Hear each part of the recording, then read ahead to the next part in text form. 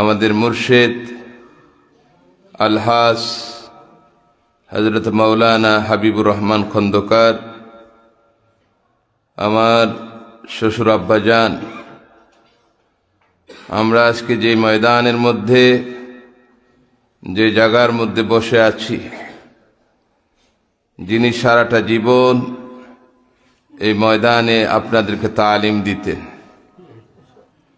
যিনি এই দরবার প্রতিষ্ঠিত করেছেন, মদিনার নবী, নবীদের নবী, নবীদের সম্রাট নবীজি সাল্লাল্লাহু আলাইহি সাল্লামের অনুমতি ক্রমে, ইজাজত ক্রমে আজকে প্রথম মাহফিল ওনার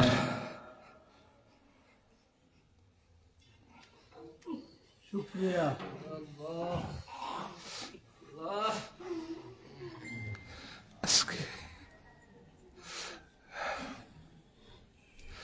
আজকে প্রথম মাহফিল,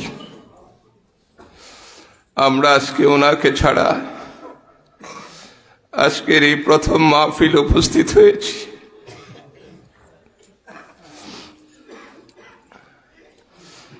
আল্লাহ পাক যেন আমাদের পীর ও মুর্শিদ, মদিনার জামাতের প্রতিষ্ঠাতা, আমাদের পার্শ্বে যিনি শুয়ে আছেন আলহাজ খন্দকার হাবিবুর রহমান, আমাদের মুর্শিদ কেবলা, আল্লাহ পাক যেন ওনাকে জান্নাতের সুউচ্চ মাকাম যেন দান করে। আরো জোরে বলুন আমিন। রুহানি ফায়েজ এবং রুহানি বরকত এমন একটা জিনিস যেটা অব্যাহত থাকে, চলমান থাকে। মানুষের মৃত্যু হয়, মানুষ দুনিয়া থেকে চলে যায়, এরপরে মানুষের মৃত্যু হয়। মৃত্যু কি জিনিস? কুল্লু নাফসিন যায়িকাতুল মাউত, প্রত্যেকটি প্রাণীকে মৃত্যুবরণ করতে হবে, ঠিক কিনা? মৃত্যু কি জিনিস? মৃত্যু হচ্ছে, তাফসীরের মধ্যে এসেছে মৃত্যুর দুটি অর্থ। কয়টা অর্থ? আরো জোরে বলুন, কয়টা? দুইটা। কোরআনে কারীমের মধ্যে আল্লাহ পাক বলেছেন, আল্লাযী খালাকাল মাউতা ওয়াল হায়াতা লিয়াবলুয়াকুম আইয়ুকুম আহসানু আমালা। আল্লাহ তোমাদেরকে সৃষ্টি করেছেন ভালো কে আমল করতে পারে, এটা পরীক্ষা করার জন্য। এই মৌত একটা হচ্ছে আদামুল উজুদ, যার কোনো অস্তিত্ব নাই, অস্তিত্বহীন। অস্তিত্বহীনকে মৃত্যু বলা হয়েছে। আমরা এককালে দুনিয়ায় অস্তিত্ব আমাদের ছিল না, অস্তিত্ব দিয়েছেন কে? আল্লাহ। আরো জোরে বলুন, কে? আল্লাহ। এখন এই অস্তিত্বহীনতাকেই মৃত্যু বলা হয়। আমরা মরা ছিলাম, আমাদেরকে জীবন দিলেন কে? দুই নম্বরে মৃত্যুর আরেকটি অর্থ হচ্ছে ইনফিকাকুর রূহি আনিল জাসাদ, শরীর থেকে রূহটা চলে যাওয়া, শরীর থেকে রূহটা বিচ্ছিন্ন হয়ে যাওয়া, এর নাম হচ্ছে মৃত্যু।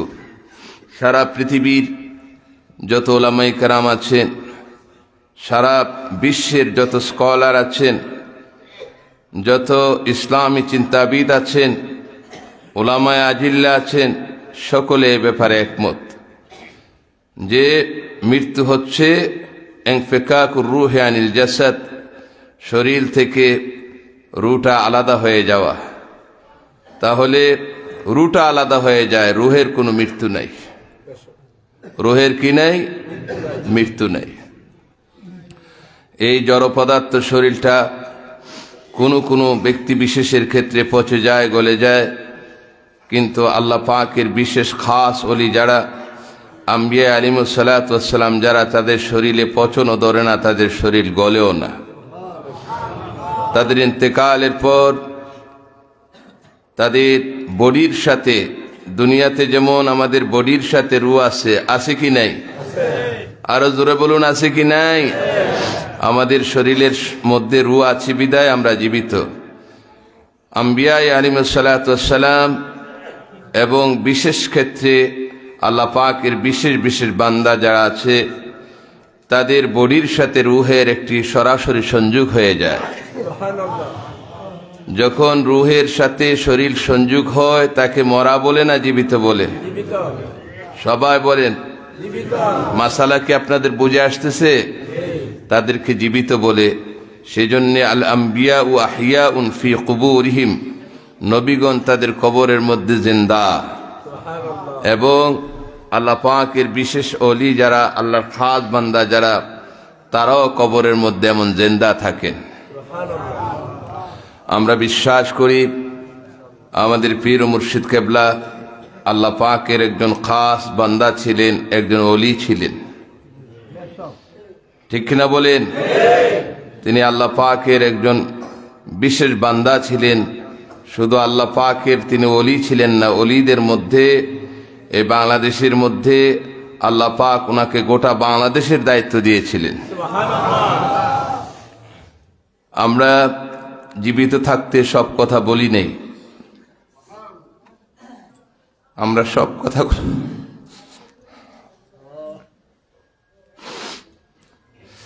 গোটা বাংলাদেশের দায়িত্ব ছিল। আজকে যারা পীর মুরিদি করে, আজকে যারা পীর সাহেব দাবি করে, সারা বাংলাদেশে যারা বেলায়েতের কাজ করেন, আমরা তাদেরকে চিনি। কামাল্লা দরবার শরীফ তাদের সবার মধ্যে সর্বশ্রেষ্ঠ মর্যাদার অধিকারী ছিলেন। তিনি কুতুব ছিলেন। ইন্তেকালের পরেও দরবারের খলিফাদেরকে বলেছেন, আল্লাহ পাক আমাকে কুতুব বানিয়েছিলেন।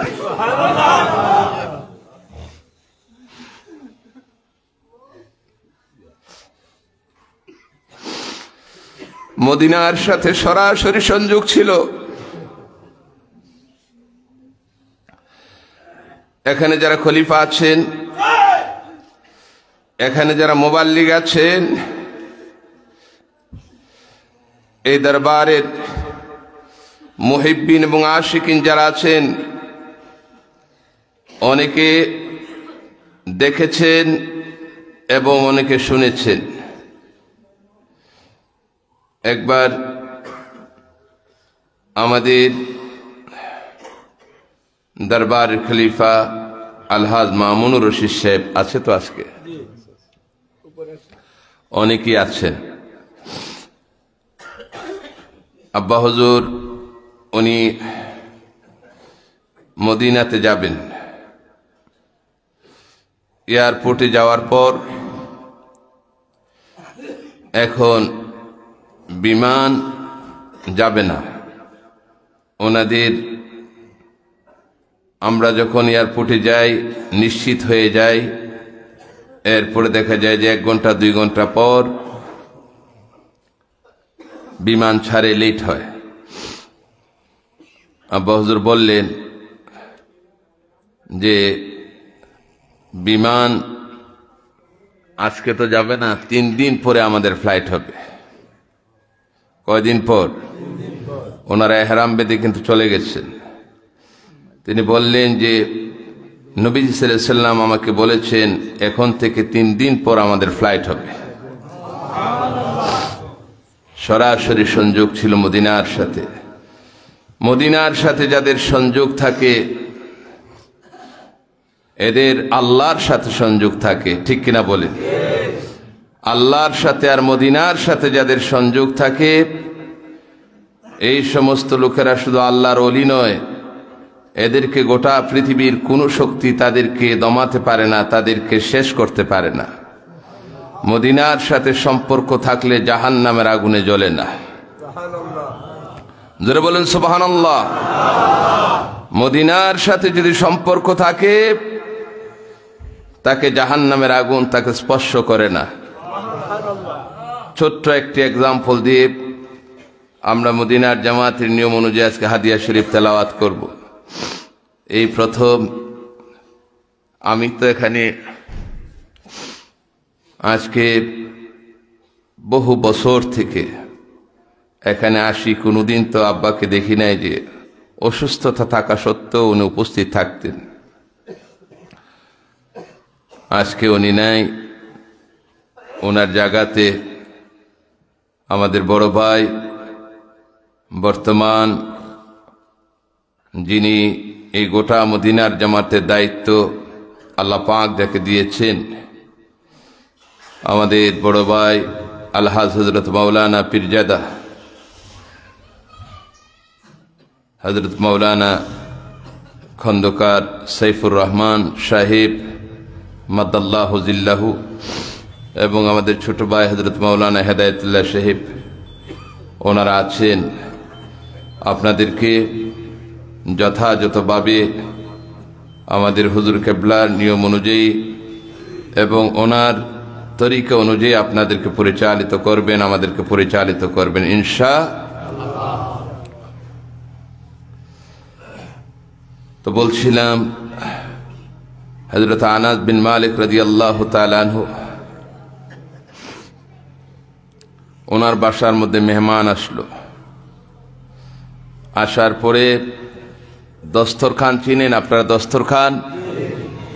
দস্তরখান একটি রুমাল ময়লা হয়ে গেছে। ওই ময়লা একবারে যেমন কাপড়, ওটা তো একটা কাপড়, ময়লা হয়ে গেছে। এখন সেই রুমালটা একটা আগুনের মধ্যে ছেড়ে দিলেন। আপনাদেরকে বলি, কাপড় যদি আগুনের মধ্যে দেওয়া হয়, কাপড় পুড়বে কি পুড়বে না? আরো জোরে বলুন, পুড়বে কি পুড়বে না? কতক্ষণ পরে ওই আগুন থেকে ওই দস্তরখানটা, রুমালটা তিনি বের করে আনলেন। দেখা যায় এটার মধ্যে যত ময়লা ছিল সব শেষ হয়ে এটা দবদবে সাদা হয়ে গেছে, পুড়েও নাই, জ্বলেও নাই। আনাস রাদিয়াল্লাহু তাআলা আনহু বললেন তার মেহমানদেরকে, আপনারা কি জানেন এটা কিসের রুমাল? আপনারা কি জানেন এটা কোন জাতীয় কাপড়? এই রুমালটা হচ্ছে নবীজি সাল্লাল্লাহু আলাইহি ওয়াসাল্লাম যে রুমাল দ্বারা নিজের হাত মুছেছিলেন।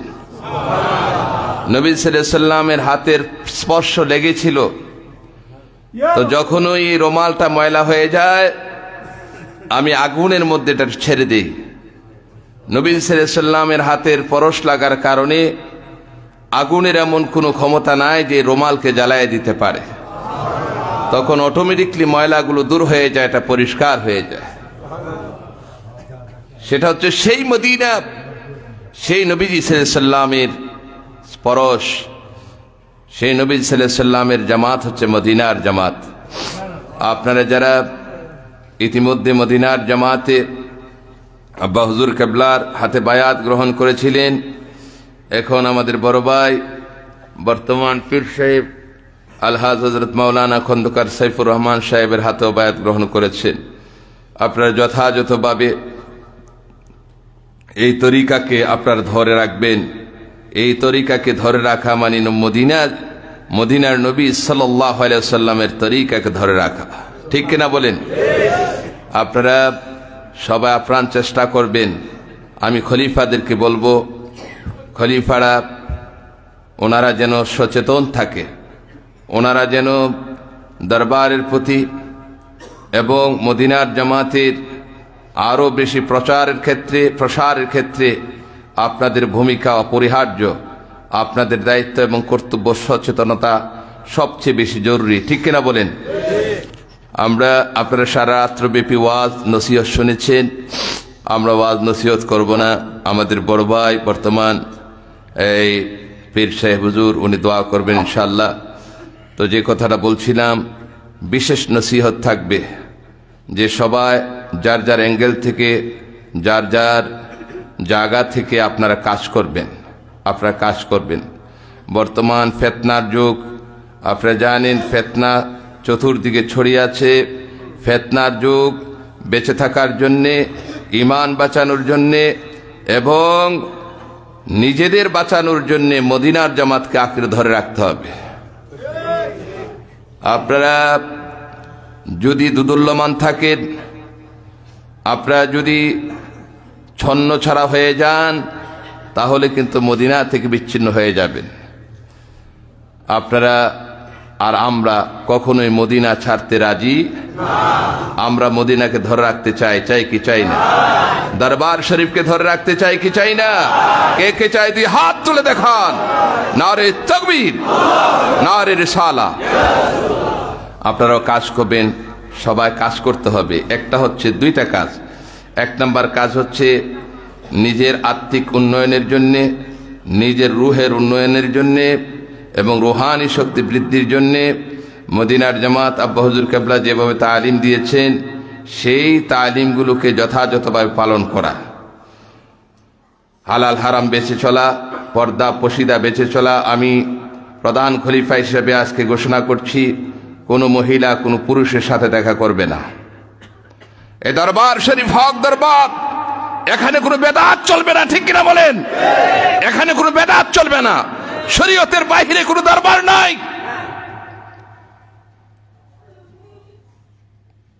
কোন মহিলা বেপরদায় থাকবে না। মহিলারা পর্দার মধ্যে থাকবে। পর্দা করা ফরজ না সুন্নত? আরো জোরে বলুন, ফরজ না সুন্নত? অবশ্যই পর্দার মধ্যে থাকবেন। আপনি আব্বা হুজুর কেবলার রুহানি ফায়েজ পাওয়ার জন্যে অবশ্যই পর্দার মধ্যে থাকবেন মহিলারা। খবরদার বেপরদায় হবেন না। এবং এই দরবারের উন্নয়নের জন্যে শরীয়ত, তরিকত, আব্বা হুজুর কেবলা একটা বারবার বলতেন, শরীয়ত, তরিকত, হাকিকত, মারিফত, এই চারটাকে যথাযথভাবে ধরে রাখতে হবে। এই চারটা মূলনীতির উপরে থাকলেই মদিনার জামাতে রইলেন। এই চারটা মূলনীতির উপর প্রতিষ্ঠিত থাকলে নবীজির সাথে সম্পর্ক থাকবে। এর ব্যতিক্রম হলে সম্পর্ক কেটাপ হয়ে যাবে। অতএব আপনারা মহিলাদেরকে আমরা শ্রদ্ধা করি, সম্মান করি। অবশ্যই আপনার শরীয়তের গণ্ডির বাহিরে চলার কোনো অবকাশ, আরো জোরে বলুন, অবকাশ নাই। খবরদার। দুই নম্বরে আমার বাবাজিরা, মদিনার জামাতের আশিকেরা, আপনারা ইশক এবং মহাব্বতে এই দরবারের প্রতি আরো বাড়ায় দেন, আরো বেশি কাজ করুন। যে যত বেশি মেহনত করবে, আপনারা নিজেরা, প্রথম বলছি দুইটা কাজ। একটা হচ্ছে নিজেদের উন্নয়নের জন্য আমল করা, দুই নম্বর হচ্ছে জামাতের জন্য দাওয়াতের কাজ করা। আপনারা ঘরে ঘরে মদিনার আলো পৌঁছে দেওয়ার জন্য কাজ করবেন। আপনারা রাজি আছেন কি নাই? আরো জোরে বলুন, রাজি আছেন কি নাই? বর্তমান আমাদের এই দরবারের মুর্শিদ বলি, আমাদের সাহেবজাদা কামালা দরবার শরীফ আল্লামা সাইফুর রহমান খন্দকার, ওনার নেতৃত্বে আমরা এই মদিনার জামাতকে ঘরে ঘরে পৌঁছে দেওয়ার জন্য চেষ্টা করবো। এই ওয়াদা করতে পারি কি পারি না? কে কে পারি? দিয়ে হাত তুলে দেখান।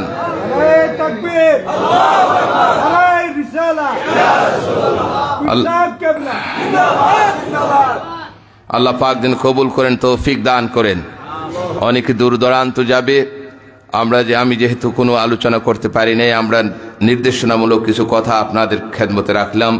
সবাই আপন আপন কালবৃদ্ধি খেয়াল করে তওবার নিয়তে সবাই ইস্তিগফার করুন 7 বার। আস্তাগফিরুল্লাহ রাব্বি মিন কুল্লি যামবিন ওয়া আতুবু ইলাইহি লা হাওলা ওয়ালা কুওয়াতা ইল্লা বিল্লাহিল আলিয়্যিল আযীম। আস্তাগফিরুল্লাহ রাব্বি